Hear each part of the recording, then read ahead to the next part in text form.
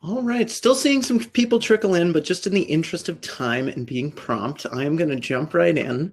I am using two screens here to monitor the chat, so feel free to chat if you have any questions throughout. I'm happy to answer them throughout, but if I'm glancing over here, I'm not ignoring the presentation and you all. I'm just trying to tend to two things at once.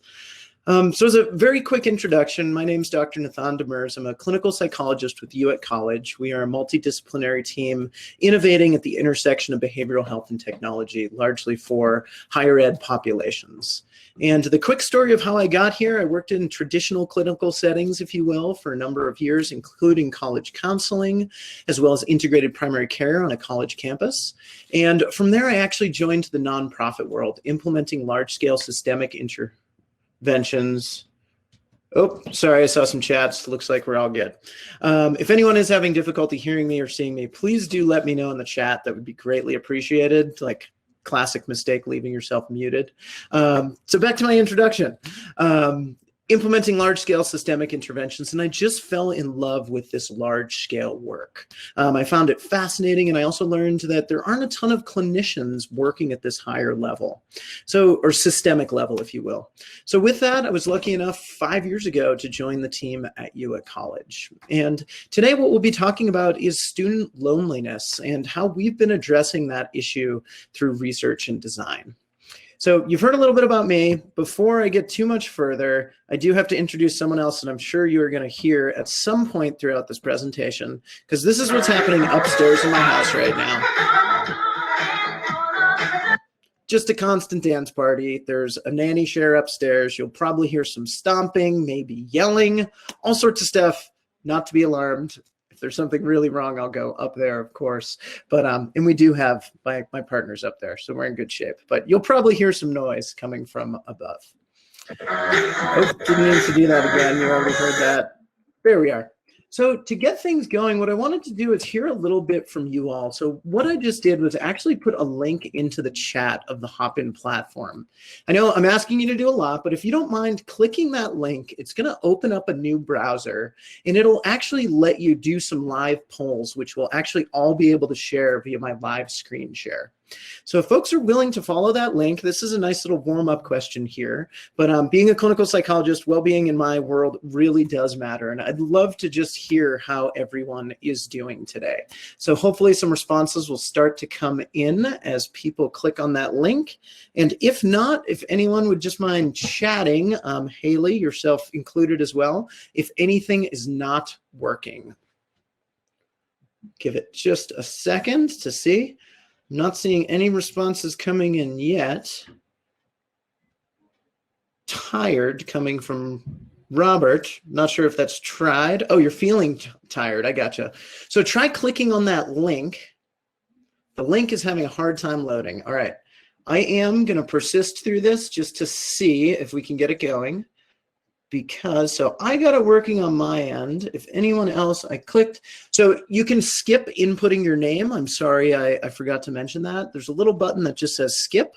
Feel free to skip. Everything is anonymous. And then you should be able to just see this clickable image and be able to start clicking up the pinwheel. So Robert, you did pick it. So I'm wondering if people are actually having success and my screen share isn't working. Give me 1 second. I'm going to see if I can get this up, because again, I have a number of questions that would be great to be able to see, but sometimes technology just does not work for it. There we are. So many responses. Awesome. I'm glad we worked through with whatever it was. And I'm sorry to hear about the few people who are feeling mad and frustrated. Hopefully it's not me. Maybe it's technology. But I'm glad to hear and see that overall people are falling on that more positive, lighter color of this pinwheel. So another one I'd love to add, I'm going to jump to the next question. Would just love to know where everyone's coming from. I know historically there's a lot of people, of course, from the Michigan area. That makes sense. But I know we do draw a pretty national audience. So we'll see if we have any outliers. I can't pin. Okay, seeing someone from maybe Colorado, a fellow Coloradoite, perhaps. Someone coming from the Arctic Circle, it looks like. I hope that's a mistype, unless someone is truly hanging out up there, which would be awesome. And I'd love to hear where you're coming from, if so. Great. I'm glad this is working. I'm going to jump into the nest, and thank you for all those folks who are inputting those via the chat. Totally fine if the polling software isn't working for you, but please do give it a shot if that works, because these ones are going to be a little bit harder. So the next thing I'd love to know is just what is your role on campus? That can be anything. Obviously, if you're a student, if you are not on a campus, whatever it might be, just type that in so we can get a feel of who we have in the audience. And these are just going to populate as they come in. So great, student, we have a counselor. I'm seeing admissions coming in through the chat, case manager, assistant dean. And these load a little bit slower than I'd like, knowing that we have a lot of people in the audience today. So I might have to cut this one short, but rest assured, we're going to jump into some more polls that are live and fast. Great. So it's seeming like we're having a pretty traditional audience that we expect to see at the DOCC from my past experience in the past handful of years. So a lot of students and folks following in the sort of mental health realm. So that's great to hear. So with that, next question, very curious. Is loneliness a challenge your campus is actively working to address? So obviously just answer to the best of your ability. You might know of something, you might not, but let's see how these polls work. I personally love watching these polls come in and seeing them bounce around. So I'm going to give it a minute until we see our bar graph sort of settle out in just a minute or so. And thank you all for persevering with the technical difficulties. Awesome. So I know we're not done, but it's looking like there's a percentage that are saying, you know, it's just not a focus area as of yet. Maybe that'll change. And I hope that part of this presentation will help convince some of you that if it's not, it should be. But on the other side of the coin, I am really glad to hear that a lot of campuses, almost 25%, have implemented programming. The most common category, and this is what I've seen doing a lot of these presentations, is that it's on a lot of schools' radars, but a lot just sort of don't know where to start. And that's very common because there isn't, you know, a playbook. You can't just go to Google and say how to fix or address loneliness on my campus. So that's something that we'll largely be talking about today. So with that, I do want to just ask, because I have presented the last handful of years at the DOCC, very curious if folks have attended any of my sessions on loneliness in the past years, because I want to make sure to provide enough foundational information for those who have not attended, but not bore all of you who have not. So great, a largely new audience. That is awesome, and very odd that that A is just floating out in no man's land, but got it. And I'm also glad that nobody forgot about it or no one feels comfortable answering that. Either way, works out. Thank you so much for participating in that. So if you can, please keep that link handy. We're going to come back and ask a few more questions as we get going. So don't close that tab. I'll also share it again as we get further on. So first, I'm just going to talk a little bit about our formative research and why I'm here talking to you about the issue of loneliness. So the first thing that's really important, and our team as well as our partners at Hope Lab noticed in just keeping our hand on the pulse of what's happening with adolescent and young adult mental health, is we noticed a very sharp increase in loneliness over the past handful of years. And obviously there's I think you can all see my mouse, there's a great increase here we see in the 2011 to 2013, continuing into 2015, and some graphs, we'll get to it, but show that that actually has unfortunately continued on the rise even pre-COVID. So with that, our team started looking into the issue of loneliness, and specifically an organization called Hope Lab, which is a social innovation lab based in San Francisco, solely focused on working on bettering mental health and well-being of adolescents. They did a full systems mapping exercise. And for those of you that aren't familiar, what that is an exercise where you look at a specific health outcome, in this instance, adolescent mental health and well-being, and young adult, and say, what are all the inputs that go into, or excuse me, what are all the variables that impact this health outcome? So everything, obviously, from SES, geography, previous mental health, family situation, the works. And the systems map is incredible. It's literally the size of like a 20-yard wall. And there's a beautiful video of walking through it. It takes about 45 minutes. I can share it with you if anyone's interested. But to jump to the point, what they found is that loneliness is one of the most significant contributing factors to adolescent and young adult negative mental health outcomes. So at that point in 2017, they said, we're going to work and find a partner to be able to ideally move the needle on that issue. So as a social innovation lab, and I didn't mention this, but Hope Lab is a nonprofit foundation funded by the Omidyar Network, which is the family that started eBay. As a social innovation lab, they can contribute their expertise, their research abilities, and a lot of their time, and then they partner with organizations who have the ability to actually build, deploy, and distribute these solutions. So they found our team at UWIC College. This is a little bit more about Hope Lab. If you're not familiar with them, highly recommend you check it out. They have a wealth of amazing projects. And they found us because of our work with a platform called UWIC College. So UWIC College is a mental health and well-being platform that's now at about 160 campuses nationwide. So they found us back in 2018 and said, you know what, we collectively have the right skill set to research, develop, and deploy something that can ideally help college students bolster their social connections. So that's where we started.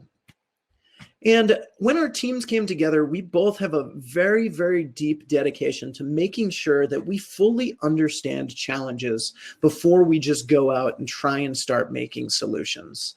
And I'd argue that this and using a human-centered design process is essential with whatever type of intervention you're trying to work on, whether it's trying to decrease parking tickets on campus or something more significant or something more complicated like human behavior and mental health. If you don't deeply understand it, you might risk coming up with a solution that your end users might not actually utilize. So with that, back in 2018, we committed to getting our best and a very comprehensive understanding of what does loneliness look like on today's campuses from a design perspective. So asking questions like, what is college like today? It's likely different from when I was in college, from when my mentors were in college. What does it feel like? And what are the very different and significant challenges that have come upon us in the last handful of years that, again, might not have been there when I was on campus? And then how are students looking for social connections? What's hard about it? And what are students willing to try? And what's feeling successful and what isn't? And then on the other side, the behavioral health or the behavioral science side, this is more of the traditional research lens, but what does the academic literature say? What does the literature say about how students who are experiencing loneliness or depression might interact differently? And how do we understand all those inner psychological workings to make sure that we can combine these two lenses to make something meaningful? So I'm going to start with some of the academic research and then work our way into sort of that more fun design side. So the first thing that we found as we continued to dig into the literature is that young people are actually very lonely. So this information is actually from a Cigna report that was put out. It was released in 2020. The data was collected in 2019. I share that because, of course, pre-COVID. But what's important to learn here or understand here is that Gen Z is indeed the loneliest living generation. A lot of individuals have the common misperception that loneliness is an affliction of aging populations. And very clearly, we can see that that is not the case. And if you're interested in exploring this full report, it is fascinating. I highly recommend it. There's a reference down bottom. I can include it in a chat or anything afterwards. But then when we further whittle down and address loneliness on college campuses, this data set is from the American College Health Association, their national survey, the NCHA. Joe, I'm happy to chat that to you at the end of the session. It was on the bottom of that slide. I can get that to you. Happy to. So going back to this, what we found in the 2019 data set from the NCHA data, we found that 30% of students reported feeling very lonely in the past 2 weeks, and 67% reported very lonely in the past year.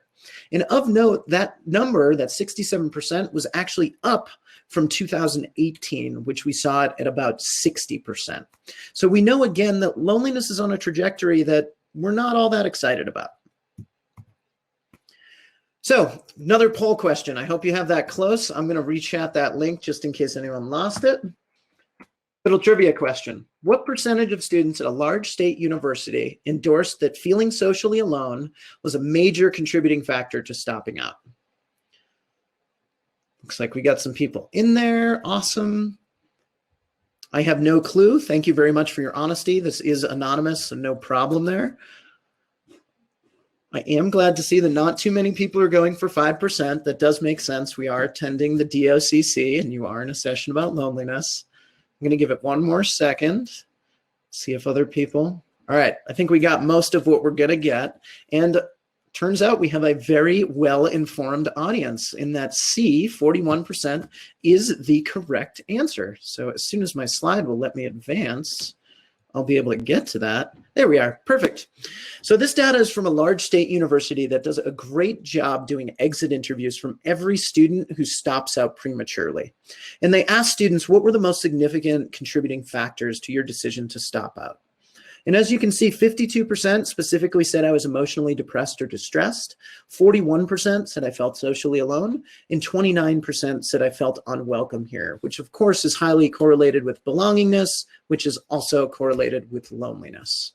And this stat and this slide, I think, is so important because I think a lot of us, and knowing that the roles, we have a lot of counselors, mental health folks, dean of students, a lot of folks, we know that loneliness is a negative contributing factor to the student experience. But a lot of times to elevate these conversations to the system level or getting it in front of our VPSAs and sort of the leaders on campus, we really have to show that this is negatively impacting the entire student experience. And with that, when we can very confidently say that loneliness is something that's leading to students choosing to stop out, which of course has a negative impact on the social fabric of our university, this is a great piece of data to have to elevate those conversations. So this was all information that I shared pre-COVID. I'm not going to spend a ton of time on this because we all know that COVID has just impacted us all in unthinkable ways. But one of them being that a lot of students reported increased stress and anxiety. 80% reported feeling more lonely, and 63% specifically reported finding it hard to stay connected with others. And why I think this is so important is that we knew from the ACHA data and other information I shared previously that our baseline for loneliness was already pretty high. And then when we add COVID on top of it, I would argue that if we're not acting on this issue right now, we're really missing the boat as helpers on campus, doing our best to support student needs. And this survey, or this data, was collected by Active Minds in the spring of 2020. They surveyed, I think it was about 1,600 students. So again, can share the references afterwards. So the other thing, and this is going back to pre-COVID, we did a lot of work just to understand where the greatest needs are in terms of loneliness. One reason we did decide to tackle this issue is I can't move the needle on necessarily on individuals' SES or geography or family situation, but loneliness is very much a human experience, and it cuts across gender, race, ethnicity, geography, take your pick. And while we do know that there are some populations who might be predisposed or have some other factors that can increase their propensity to loneliness, we know that loneliness is very much a human experience. But with that, we did a lot of work to make sure that we are oversampling populations, individuals from BIPOC and LGBTQ+ communities to make sure that we are accounting for their experience in all of our research and subsequent interventions. So the other thing, this slide I didn't design all that well because I actually just learned this information Monday during the Healthy Mind Symposium, but I also learned that in some of their research this fall that 50% of students reported or met criteria using an adapted version of the UCLA loneliness scale for loneliness this fall. So again, we know that this baseline is incredibly high. I don't know how many more ways I can say that. I hope you all believe me by now. So jumping into our research process, that was, again, the academic portion. Now I'm going to shift to the fun part where we actually went out and talked to leaders in the field as well as experts. So first, we talked to over 50 experts in the field. So higher ed administrators, psychologists, psychiatrists. We did our best to get a nice snapshot of individuals from that realm. And then on top of that, we actually talked to over 100 students. And in addition to interviewing with them, we actually engaged those students in helping us think of and co-design what an intervention to combat the issue of loneliness might look like. And just to, again, call attention to it, we did a lot of work to make sure that we were getting into the students who might have the most need. So we oversampled a number of students who come from historically marginalized populations, as you can see on the screen. So with that, we heard loud and clear that several sort of themes emerged that were really getting in the way of students forming meaningful social connections. So the first one was that a lot of students have this notion that socially, from high school to college, something's just going to change and it's just going to be easy. You know, maybe I wasn't a social butterfly in high school, but in college, it's going to be different. And this quote really sums it up really well from Ian, who was a senior. He said, "You think that everyone will be more mature, but the thing is, you're only a few months older than you were in high school." So this is a very important theme that we had to address to make sure that students know you might have to put in some time and effort to get the relationships that you want and desire. Because those 3 months between graduation and starting college, nothing magical happens. And then secondly, we also heard from students that there's a lot of social pressure to have a great college experience. We've all heard it. College is the best 4 years of your life, quote unquote. And while we know that might be the experience for some students, we also know that's definitely not the experience for all students. So this quote also summed that up really nicely. "I heard it from my dad. He had an amazing college experience. They're still having reunions 40 years later. You think that college is where you're going. Friends." Along those lines, if we also look at any movie about college, I would argue that that very much contributes to this narrative. And I actually very interestingly did a presentation, this was a year and a half ago now, for the Council of Independent Colleges Presidents Institute. So in presenting to about 100 college presidents, we did an exercise where we actually looked at marketing materials and how campuses are promoting their college experience. And when we look at that, of course, we're promoting that it's great, you're gonna make friends, it's gonna be perfect, all that, when we know that might be some students' experience, but we also know there will inevitably be some hiccups along the way. So with that, we have to make sure that students know that college can be amazing and there's likely gonna be some challenges along the way. So then this last one I found fascinating, and I can definitely resonate with it at various points in my life, but a lot of students said that, friendships are just supposed to happen. It's supposed to happen naturally. And this quote sums it up so well. So, friendships happen naturally. It would be weird to force it. And what I found fascinating about this is we heard this quote and we started to dig a little bit further down into this narrative. A lot of individuals knew very well that when it comes to maintaining my familial relationships as I enter college and gain some more independence, it takes a lot of time and thought and energy to maintain those relationships in a way that all parties want it to feel meaningful. And then on the another side, they also said romantic relationships takes a ton of work. Got to do self-work, introspection, got to think about, what I say, how I do, all those things. But when it comes to friendships, no. That's just supposed to happen. And the reality is we know that any human relationship takes time to foster those connections, to maintain those connections, and ideally to deepen those connections. So with that, we came up with these inputs. And of course, I'm basically fast forwarding 18 months of research into a handful of slides. So we had a number of other very interesting research outcomes, which some are on our research page. Happy to throw up a link at the end for you to sift through those should you be interested. But what we found is a lot of students can unintentionally get caught in this cycle of disconnection. And I'll walk us through that. So to start off, as I presented, because a lot of those narratives or themes are out there, there's a lot of pressure to succeed socially in college. A lot of students are entering college perceiving the environment as socially threatening. So another example of that, or another couple, one, if I'm from a small town and I've had the same friend group from K through 12 because I've stayed within a school system, or I made some great friends through sports that I've maintained throughout that time, I maybe just never had the experience or the exposure of having to practice this side of my social life, meaning making new relationships. So one, it might just be that sometimes students haven't had that experience.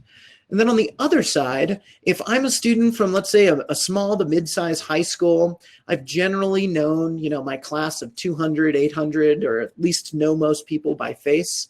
All of a sudden, if I'm going to a much larger school, let's say I'm going to a large state school, and I'm an incoming first year among 1,000, 5,000, 7,000 other students, that can be socially threatening.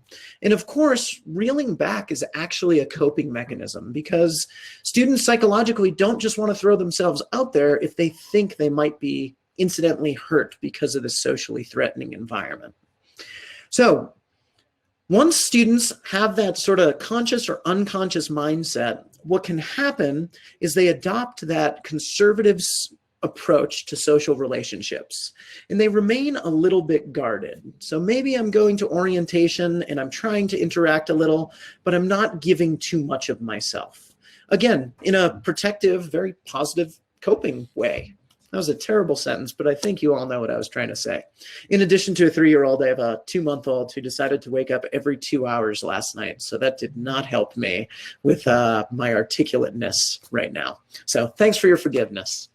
So what can happen is students take a guarded approach. And what happens if I was a little bit guarded, and let's say I met anyone in the audience today in person and we met, what you might say is, I met Nathaan and he seemed like a nice guy, but I didn't really get to know him. So with that, what doesn't happen is that likely doesn't make you go out of your way to continue to pursue that friendship. You might not ask me to go out for a cup of coffee or for a follow-up meal. So with that, when one is taking a guarded approach, incidentally, some students might continue that process. So some students, let's say about half, 50 to 70%, can experience it, get a little glimmer or light of success, and then be able to overcome that and achieve the success that they want. But for those students who don't, they can unfortunately get into this next step of the cycle where they can start to criticize being stuck. So I'm a first year on campus, I'm supposed to be having the time of my life, but I'm not finding the relationships that I want. So there's something wrong with me. Or another common theme that we heard is, this place or this campus isn't for me. So maybe I shouldn't open up and I should start looking to transfer. And that might explain some of that 41% of students who said that I didn't feel like I belong here. So with that, students can start to internally criticize feeling stuck. And then from there, as they feel stuck, as they're taking a guarded approach, incidentally, they unfortunately can draw the conclusion that there's nothing I can do about this either. Despite my best efforts, because I'm in this headspace, I'm not achieving success and I'm stuck in this cycle. And of course, that leads us right back to the start of this cycle. So it can really be a pretty negative experience. And I know loneliness is a human experience. I'm sure many of us have felt this, and maybe we haven't conceptualized it quite this way. But when you think about it, I'd be very interested if anyone feels like that is something they can relate to in any major transitions in life, or just dealing with COVID. You're welcome to throw that in the chat should you feel so inclined. No pressure to do so. Thank you, Andrea.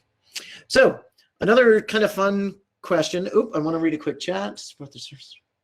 Thank you, Tanya. And I will address some more of those coming forward as we keep going. So asking a totally random question here via poll EV again.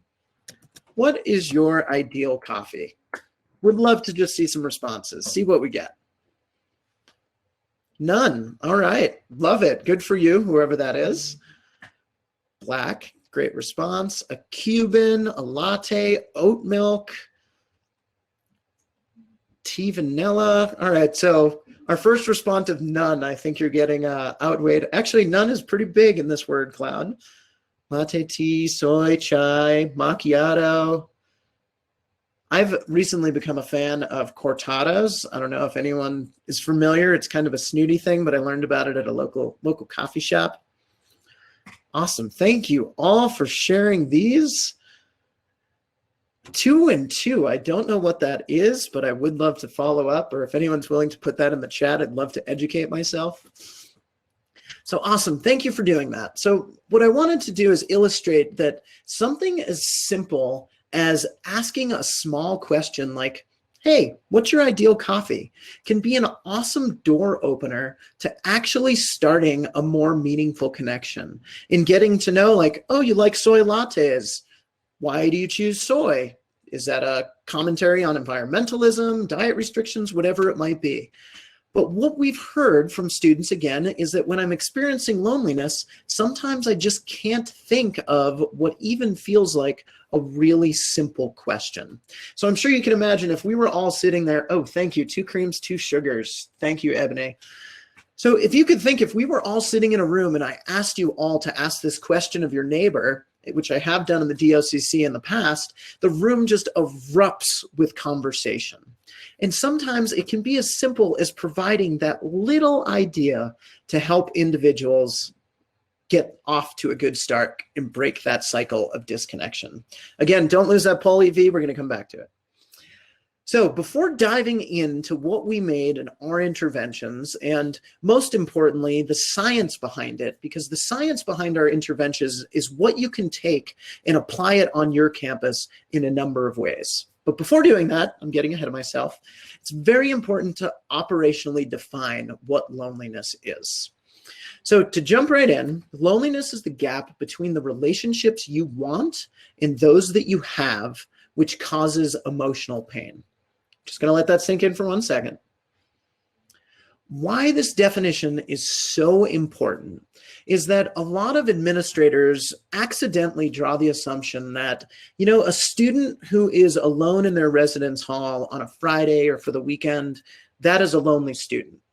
When the reality is, if I'm that student and I'm a little bit more introverted and I have a close social network that I can reach out to when I choose to, I might not be experiencing loneliness. In fact, in that scenario, I likely would not be experiencing loneliness. But then on the other side of the coin, I could be the most popular person on campus, valedictorian, quarterback, you know, whatever it is, be beloved by everyone, seemingly. But if I don't have the depth of relationships that I'm interested in, I am experiencing loneliness in all of its negative mental health correlates.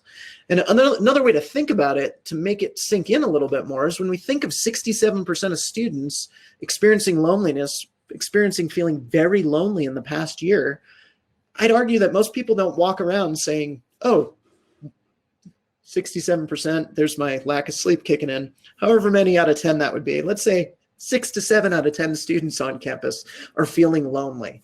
That's not what we generally conceptualize. So we need to make sure that we really understand what loneliness is and that anyone can be experiencing it. So to get a little bit more into the actual health outcomes and the positive and negative correlates of loneliness, we know that social connection is positively associated with a wealth of positive health outcomes, from increased happiness, experience of positive emotions, academic success, increased immune system functioning, economic success, physical health, overall flourishing, and longevity. I just realized I have 2 5s in the references. I have to update that. I have a handful of 5s. Nope, I got it. Never mind. Sleep deprivation, I'll blame it on that. So what I can say when we look at, I'm just laughing at myself now.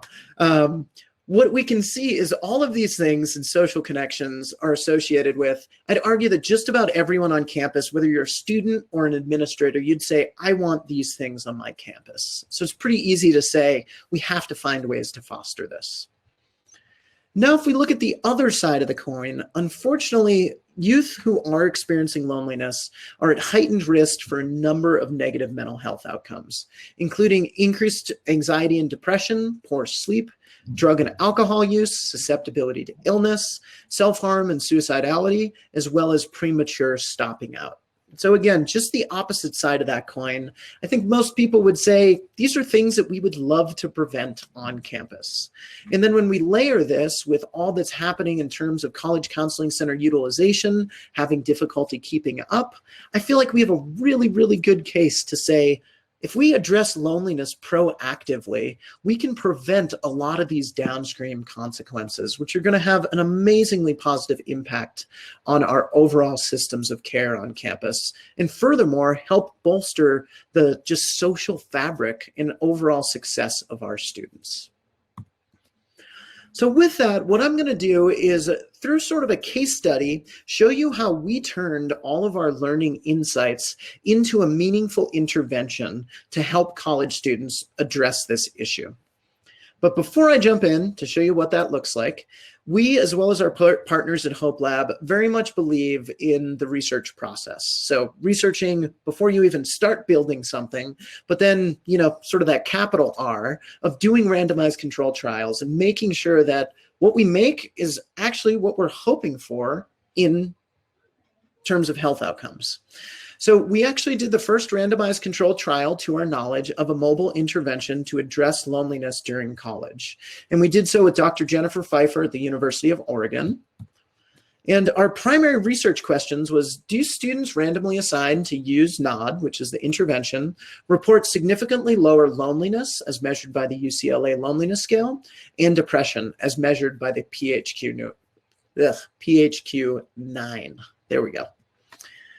And as I mentioned, we made sure to oversample students who might be at increased risk for the experience of loneliness. So we specifically oversampled in our target population, or excuse me, in our sample, and we had 47% of students who identified as non-white and 34% who identified as first generation.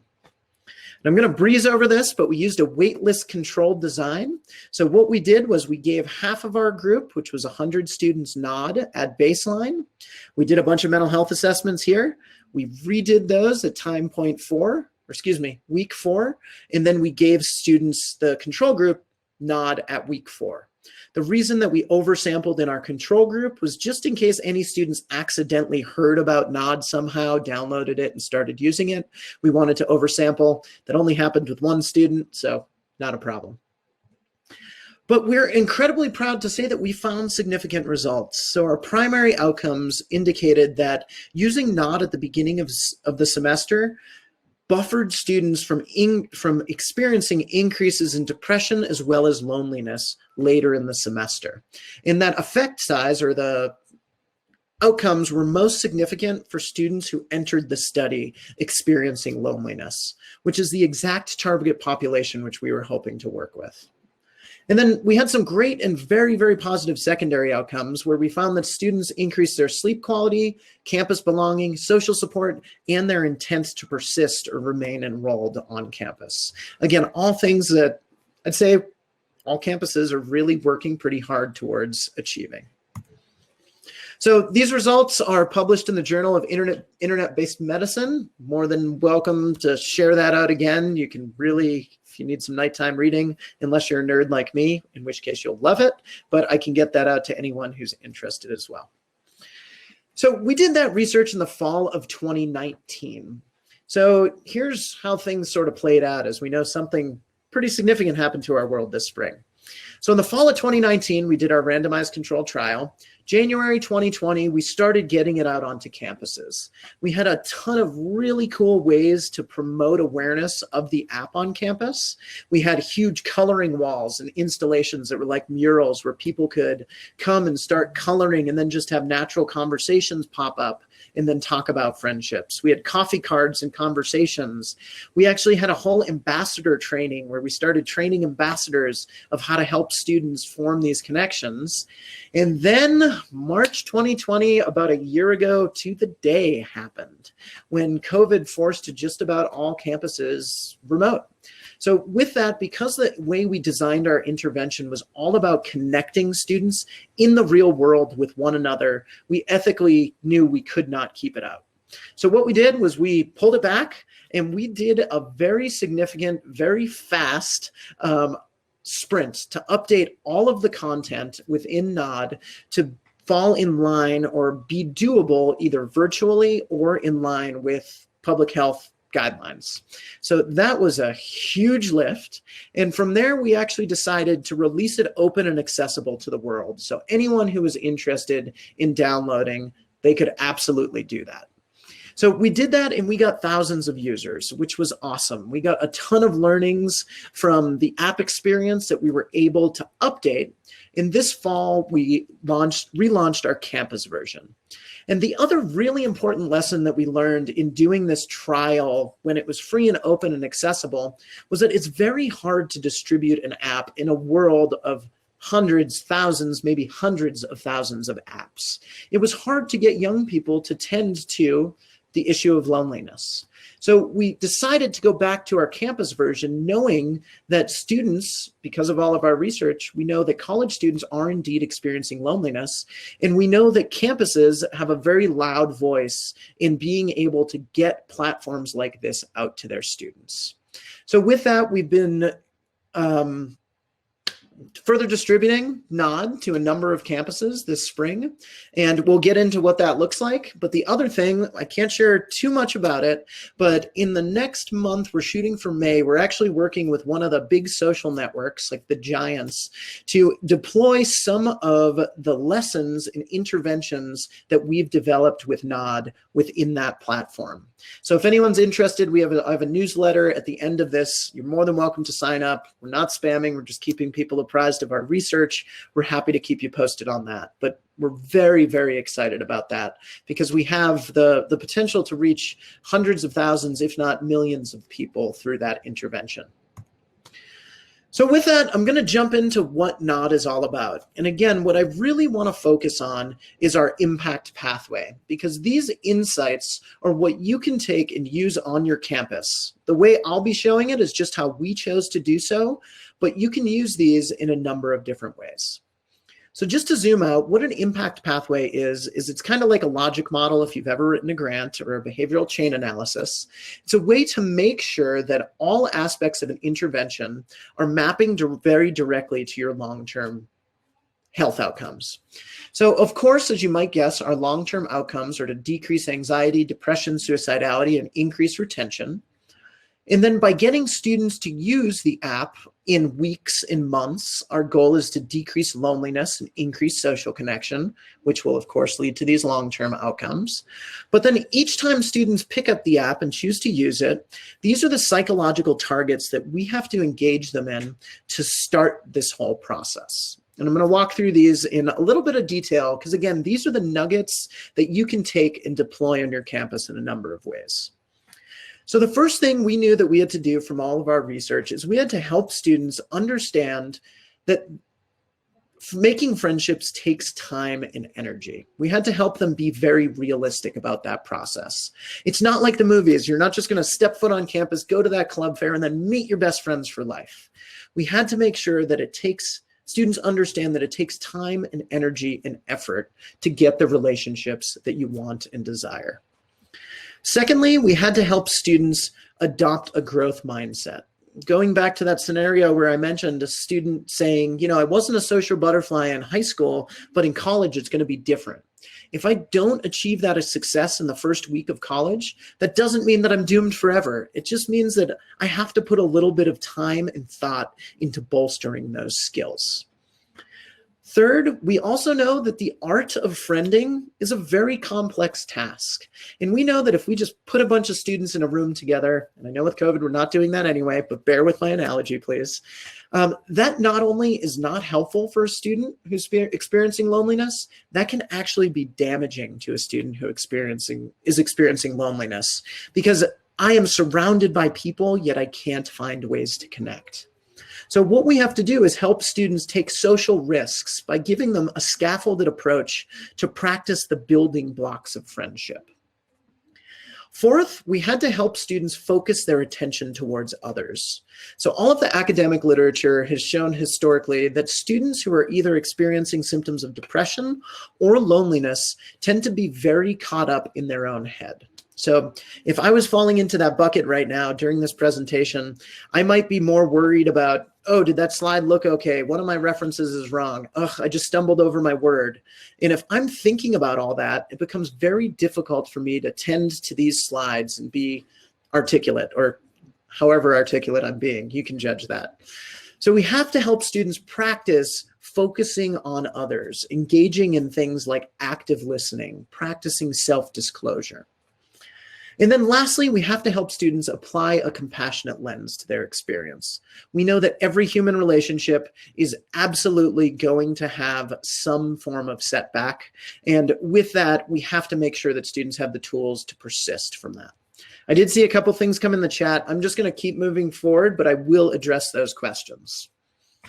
So there's three main parts of the app: testimonials, ideas, and reflections. And I'll show you what each of those are and how they tie very directly to our impact pathway. So first, testimonials. In working with those hundred of students nationwide when we did our research process, we gathered a wealth of quotes of what the art of friendship was like. This was so important because students very clearly said, you know, Nathaan, you're cool and all. They didn't say that. Nathaan, you seem fine. But I don't want to hear about friendships and what it's like from you. You're some older, or I'll go with middle-aged psychologist. What they wanted to hear about related to friendships was from their peers, what it's like to have to form friendships. I didn't mean that to sound so negative. What it's like to form friendships in today's day and age on campus.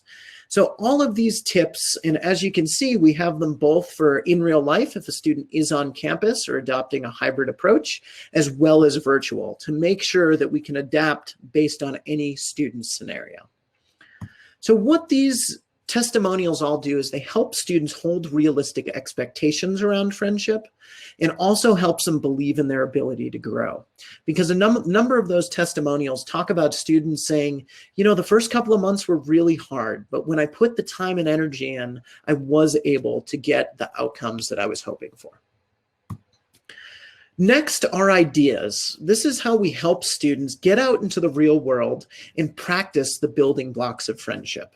And all of these acts are rooted in either cognitive behavioral therapy or the science of social connections.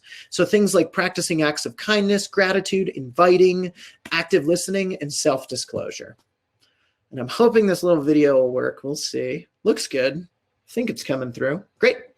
So students can choose what areas they want to work in. One of the most common ones we've seen is getting past the small talk. Students say, you know, I'm pretty good at chit-chatting about a homework assignment, but I don't know how to get a friendship to that next level, and I feel pretty unfulfilled. So as you see, students can start to scroll and look for ideas as to how to do that. The why behind it, we heard very loud and clear that students want to know why they're engaging in these specific activities. And then they can choose if they want it in virtual, in real life, as well as set up reminders, because it's all too easy in our very busy, distracted worlds to forget what we're trying to work on and never come back to it. So what this does, there we are, is help students take those risks. It helps them get out into the real world and practice those skills. And a lot of those skills, as you can guess, help students focus their attention towards others.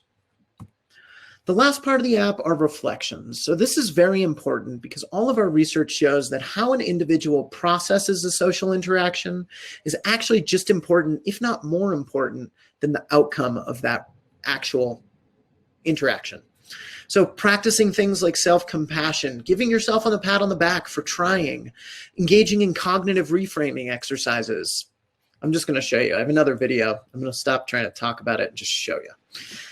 So as soon as a student finishes, they can very quickly endorse how that activity made them feel, whether it made them really excited and happy, or in this scenario, a little bit down. And from there, they can choose an activity and say, you know what, I want to engage in a reflection. So we have interactive meditations, we have breathing exercises, and this is one of my favorites. There is going to be a little bit of noise coming through the speaker, just so you know.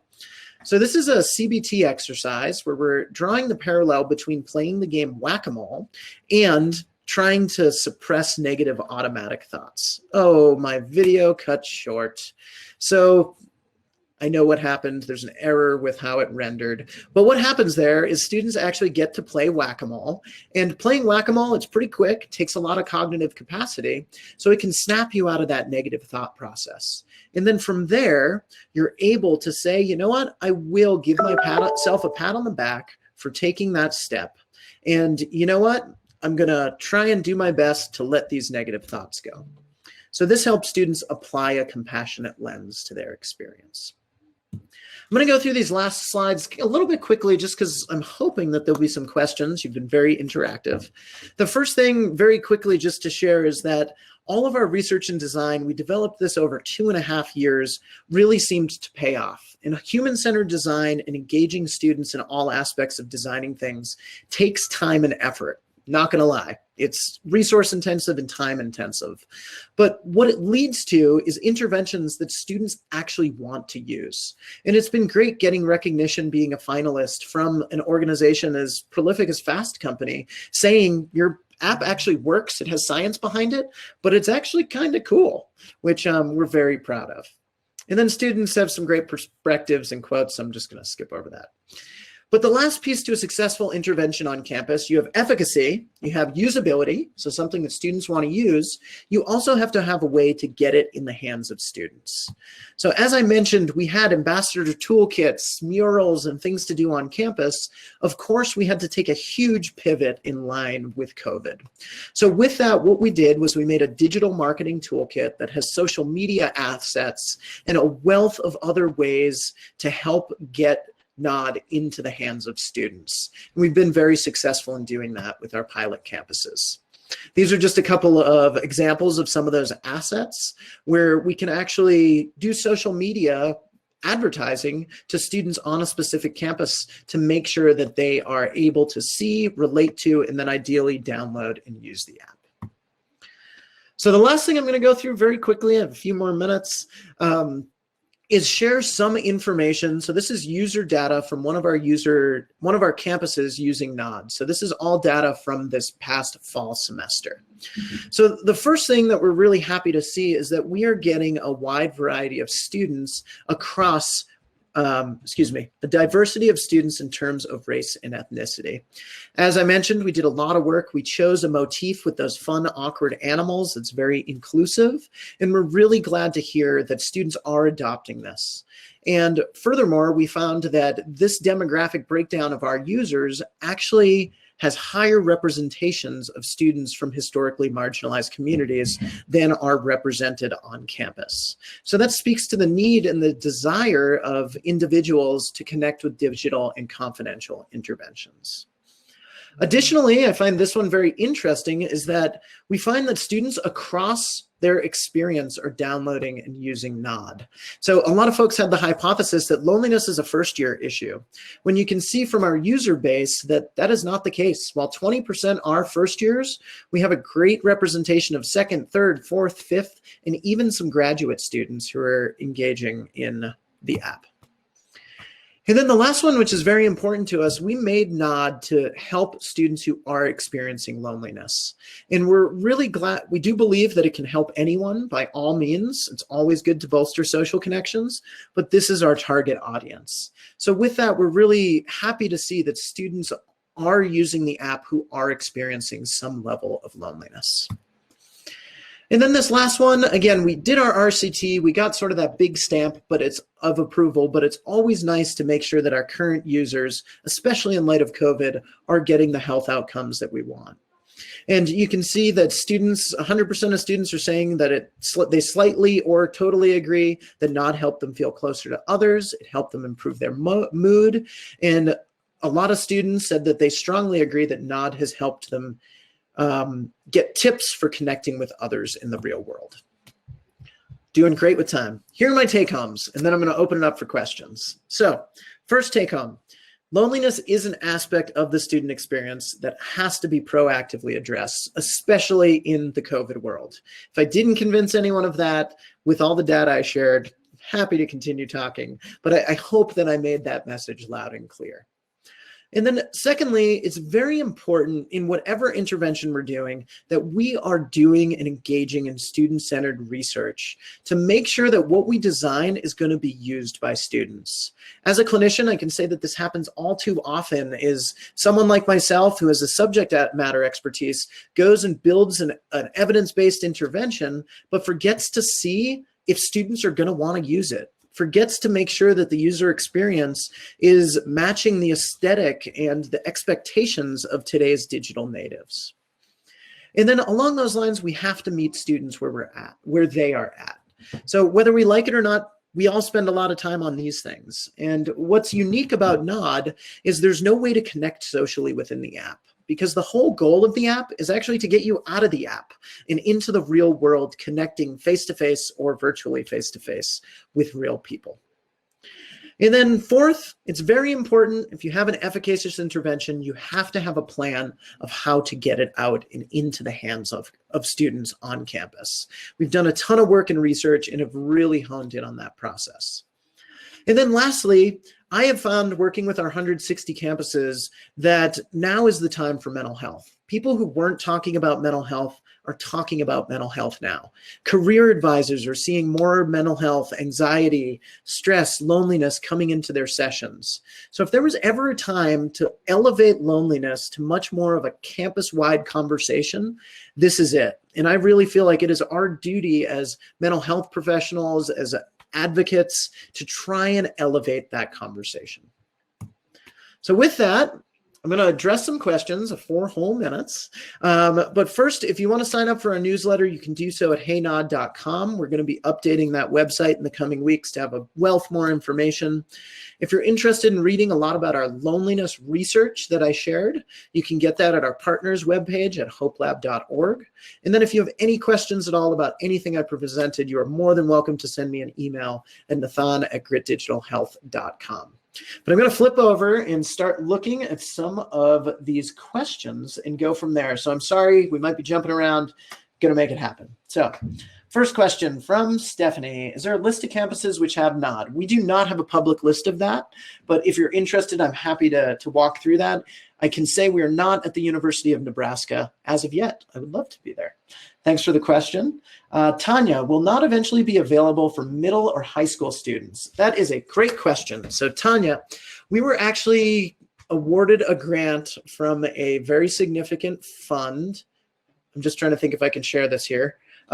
It's the Upswing Fund. So you can look up the Upswing Fund, but we were funded and we partnered with a nonprofit here in Colorado called the Colorado Education Initiative. And we're actually researching right now to transcreate Nod from a college version to a high school version.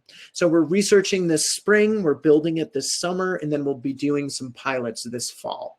So if you'd like to stay up to date on that, please feel free to reach out. It's a really exciting project, and our press release will be released about that in early April. So thank you for the question. Andrea, out of your sample, was the overall participation rate? Were they engaged the whole time? Great question. So in the randomized controlled trial, Andrea, students used the app for an average of 37 page views each time they used it. And of course, we had super users who were using it every day. We had some users who only used it a couple of times. What we're really happy with is we found outcomes, or we moved the needle on rates of loneliness and depression in as little as 4 uses of the app, which is awesome. And that we don't need students to use this every day for 10 weeks straight, because we know that is not realistic. The actual article goes into a lot more of those details. Reading fast to be mindful of time. Joel, did you do anything like closeness questions? We did not do anything like that. We really stuck to loneliness and then more specific mental health outcomes. Again, all spelled out in that journal article. If someone wanted to bring Nod to a Canadian university, how would that happen? Robert would be more than happy to have that conversation. We very intentionally made it to be able to be scaled internationally. That has not happened as of yet, but we are very keen to do so. So our team, I know, has set a foundation to be able to get it into other app stores in other countries. Thanks for the question. Melissa, will it be coming to the University of Michigan soon? We've not had any conversations with the University of Michigan. I would love to have any conversations. please feel free to be in touch should that be of interest. I assume it is in the Play Store. Tanya, yes, the app is in both iOS, so Apple, and the Google Play Store. Unfortunately, right now, because we are going with that campus model, if you're not at a campus which is licensing NOD, it is not accessible to date. Jeffrey, your line graph of loneliness trend showed that the loneliness was decreasing up to when social media started. Do you know why it was decreasing? Great question. I do not have that answer, but I would be more than happy to have a conversation about that because that is a fascinating scenario, without a doubt. Who's the best person in the office to contact you if we wanted to talk about bringing it to students? Feel free to just outreach me, or on the HeyNod website, there's a button that you can click to get more information. And last question. Thank you for a great presentation. Make your way to the stage. I think that's me getting the hook. It is time to wrap up. I would just like to say a huge thank you for all of you for joining the session. I hope we're able to connect. I wish we could do it in person. Such is life. Have a great day, everyone. Thank you for your time.